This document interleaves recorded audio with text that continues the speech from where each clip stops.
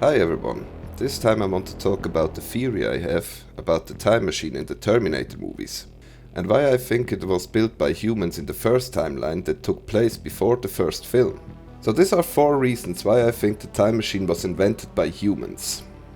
Number 1. The time machine only transports living beings. In the Kyle Reese interrogation scene of the original Terminator, he said this: You go naked. Something about the field generated by a living organism. Nothing dead will go. I didn't build the fucking thing! Okay. So an artificial intelligence who controls an army of metallic killer robots builds a time machine that only organic life forms or a machine with living skin could use. Sounds kind of strange to me. A real time machine does not exist, so it's basically a concept of pure fantasy. James Cameron was free to decide how his vision of time travel works. So he made this decision on purpose. If we humans would work on something like a time travel device, we would make sure that we can use it for ourselves. And that's why I think it turned out in this specific way. Number 2. There was no Jon Connor. So without time travel, Jon Connor would not exist. Somehow Kyle Reese must go back through time to start a romantic relationship with Sarah Connor, but there must be a first timeline without Jon. The Terminator films want us to believe that he is the only one who could save humanity because of his knowledge of the future. This knowledge is a result of him being a time paradox in the first place, so without Jon, Skynet has no reason to use a time machine at all, because the Resistance would have lost the war against it. Who would have a reason to use a time machine in this timeline? The humans. Maybe they worked on it before the war, but realized that they must finish their project after Skynet destroyed half of the planet and wiped out most of humanity. The remaining humans have to live on a planet that is uninhabitable for the most part because of the radiation, and on top of it they are being hunted by Terminator machines. It could have been a desperate attempt to try out time travel, because it's the only way at this point to save a planet that is already destroyed. The first mission could have been to prevent that Skynet gets ever built. Maybe Kyle Reese just happened to be the one who was chosen by the humans to go back in time. In all other timelines, Jon Connor already knew that he has to send him back. Could be a total coincidence that he met Sarah Connor and gets in love with her after his first time jump. Maybe he just failed with his mission to destroy Skynet. Every time you go back into the past, you change something. And we don't know how many time loops already happened before we end up in Terminator 1. It's just because of changes in the time loops that Skynet has a time machine now. Number 3. The T-1000. Skynet must be aware somehow about the whole time travel thing and the events that will happen. Maybe Cyberdyne was able to download the data chip from the first Terminator. In between time loops it was suddenly able to send inorganic Terminators back through time.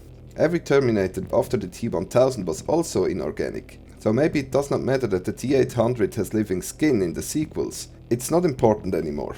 The T-1000 is proof that the time machine that Kyle Reese describes in the first film is not the only way to make time travel work.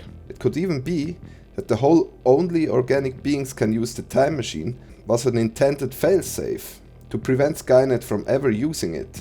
Maybe in the first timeline they did not know about the T-800 infiltrators, or they didn't exist. Could be that Skynet gets more or less advanced with every time jump, depending on the changes in the timeline.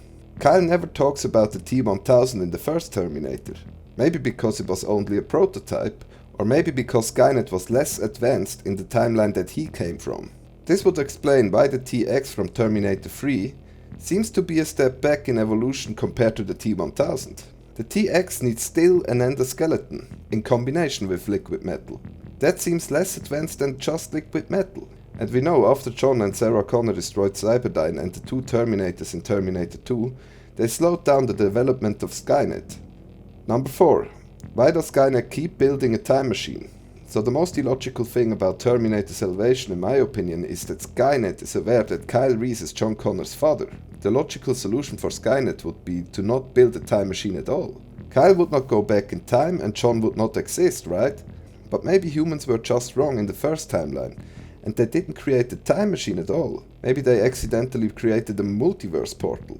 That means that they never changed something in their own timeline, but created a multiverse every time the machine was used. That would explain why Kyle was able to go back in time after the Terminator was already gone through in the first film.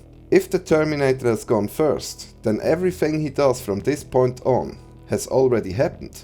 He is not in the past, he was in the past. Jon Connor should stop to exist from the exact moment on when the Terminator was sent back.